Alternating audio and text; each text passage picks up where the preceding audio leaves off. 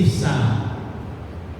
Maka Nabi menjawab, qul anta'budallah ka'annaka tarahu fa in lam takun tarahu fa innahu yarak. Artinya adalah ihsan adalah hendaklah engkau menyembah kepada Allah seakan-akan engkau dapat melihatnya. Tetapi jika engkau tidak dapat seakan-akan melihatnya, maka sesungguhnya Allah melihatmu. Nah, ini penting Bapak Ibu. Ya, ini penting. Jadi ihsan itu apa? Ihsan itu muraqabah, merasa diawasi Allah. Jadi ihsan itu yang pertama, kamu beribadah seolah-olah kamu melihat Allah. Ini seperti sholat tadi Bapak Ibu. Upayakan di dada kita, di hati kita, kita sedang menghadap Allah, itu dihadirkan. Nah, memang tidak mudah kita bisa sholat, lalu kita bisa menghadirkan Allah di hadapan kita, sehingga ketika lagi ruku, betul-betul kita merasakan sedang ruku menghadap Allah di depan kita. Mungkin kita pernah lihat film-film Cina, kungfu, film-film kerajaan. Bagaimana dia kalau menghadap rajanya? Orang Jepang lah sama orang Korea, ya, menghormat sama atasannya. Rukunya gini kan? Rukunya sangat khusyuk sekali kan? Kalau dulu kerajaan-kerajaan sujud dia sama rajanya, sujudnya betul-betul. Merasakan ada raja di depannya, merasakan ada orang yang dihormatinya. Nah, itu yang dimunculkan dengan ihsan Bapak Ibu. Bagaimana ketika kita lagi sholat, Allahu Akbar, pikiran macam-macam tuh gak muncul.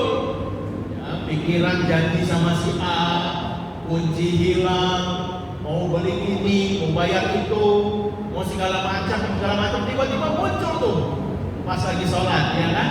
Kalau lagi nggak sholat nggak ingat. Sehingga ada orang yang bilang, saya punya dosen profesor, dia bilang apa? Kamu kalau kehilangan sesuatu, ambil wudhu, sholat 2 rakaat, nanti ketemu lagi. Jadi pas lagi sholat ingatannya muncul katanya. Aduh, jadi dia jadikan sarana sholat buat nyari barang hilang, sholat sunnah. Saya itu sering muncul ide-ide katanya. Pas lagi sholat katanya. Berarti kalau ide-idenya muncul tuh sholatnya kemana tuh pikirannya kira-kira? Clear kan? Memang kita banyak begitu Bapak Ibu. Kita ada takbiratul ihram tuh, mulutnya mah baca Al-Fatihah atau Allahu Akbar kabir wa subhanallah. Tapi pikirannya udah tembus masjid, udah berada di Pulau Bali kali pikiran. Udah di mana-mana itu. Bismillahirrahmanirrahim. Mulutnya paman kami baca Al-Fatihah, tapi di kepalanya nanti saya mau beli ini, saya mau makan pakai tunjang. Si padangnya, saya mau ini.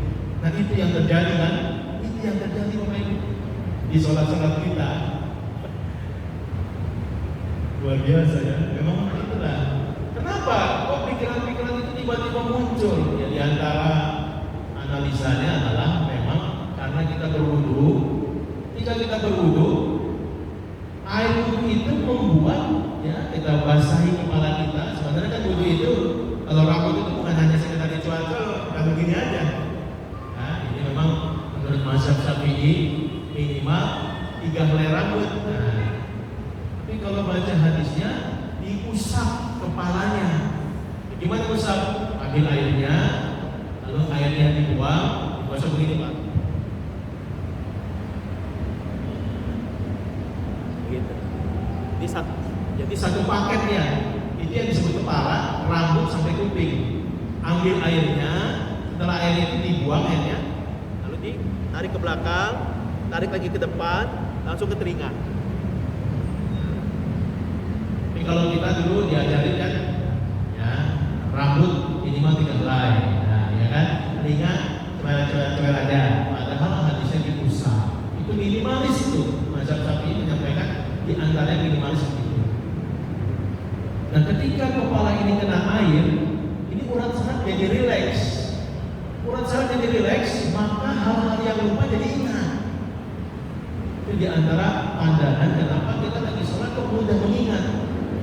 Karena kalau lagi mikir keras, kacamata ada di atas kepala aja nggak ketemu nyari kan? Kacamata nggak? Dia kacamata nggak? Lu kacamata di sini. Sering gitu kan? Nyari kacamata tuh di kepalanya. Karena lagi tekanan, kerjaan segala macam. Tapi coba ketika relax. Nah, makanya kalau bilang sesuatu, tenang dulu. Istirahat, baca kalimat, ya, baca sholawat, kita mau. Nah, kita tenang dulu, relaxnya. Nah, yang kedua, kenapa orang nggak khusyuk dalam sholat? Karena kita otak kanannya enggak di bawah sholat. Nah, otak kirinya itu yang hafal tadi.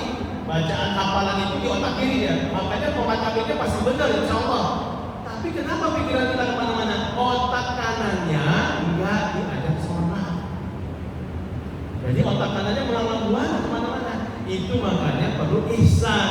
Antakudallah karena kata Allah ketika kamu ibadah, kamu seolah-olah melihat Allah. Nah itu otak kanannya jangan dibawa jalan-jalan. Tarik. Yakinkan diri kita, Allah ada di hadapan kita, Allah ada di hadapan kita, Allah ada di hadapan kita. Maka kalau itu terjadi, beda rasa sholatnya, beda. Pas lagi ruku, kita betul-betul merasakan di depan kita ada Allah. Ruku, gak buru-buru Pak. Orang kalau sholatnya buru-buru, kayak ayam lagi matok, nah gak ada tumakinah, gak merasakan di depannya sholat. Lagi sujud, rasakan Allah ada di depan kita, kita sedang ruku, sedang sujud kepada Allah. Beda rasanya. Jadi bukan hanya sekedar bacaan. Nah, yang ketiga, kenapa kita tidak khusyuk atau tidak bisa fokus? Karena kita banyak yang tidak tahu arti dari apa yang kita baca. Padahal kalau kita tahu arti yang kita baca, jadi ketika baca mulutnya, pikiran kita menerjemahkan sehingga gak kemana-mana tuh pikiran kepalanya itu, kembali kepada sholat. Maka kata Nabi apa? Ihsan adalah engkau beribadah seakan-akan engkau melihat Allah. Nah, gitu. Nah, jadi ini kita latih Pak ya, dilatih. Hadirkan Allah, itu ihsan. Ketika lagi sholat, hadirkan Allah ada di hadapan kita. Namun kalau nggak bisa juga, apa kata Nabi? Nah, jika engkau tidak dapat seakan-akan melihatnya, maka sesungguhnya Allah yang melihat kamu. Nah, jadi yang kedua, nah ini muraqabahnya. Karena kita nggak merasa bisa melihat Allah, nggak bisa menghadirkan Allah, ya sudah. Yang kedua, yakinkan Allah sedang melihat saya. Ini yang disebut dengan waskan. Ya, waskan apa Bapak Ibu artinya? Pengawasan melekat. Ya. Tapi kalau versi agama lain, waskan adalah pengawasan malaikat. Bukan waskan ya, versi pemerintah ya, pengawasan malaikat. Bapak Ibu ya, ini ihsan ini yang kurang di kita hari-hari ini, sehingga akhirnya banyak orang Islam yang berani melakukan dosa dan maksiat.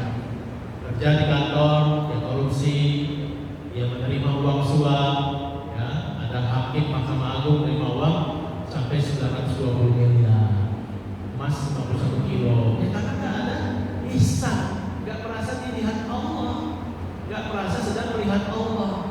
Ada ASN di Kementerian Informatika dan Digital malah melindungi situs video online, minta bayaran pada pemilik situs 8,5 miliar per 2 pekan karena tidak merasa diawasi Allah. Padahal dia pergi umroh ya, di media sosialnya pakai baju umroh, ibadah umroh, tapi uang kayak gitu diterima juga, rusak. Nah inilah Ibu ya, jadi ini yang sebenarnya perlu dikembangkan. Bagaimana ihsan itu muncul di hati kita ketika sholat dan setelah sholat. Nah ini yang problemnya nih. Jadi bukan hanya saat sholat saja kita bisa menghadirkan, melihat dan diawasi Allah, tapi setelah sholat kita merasa dilihat dan menghadirkan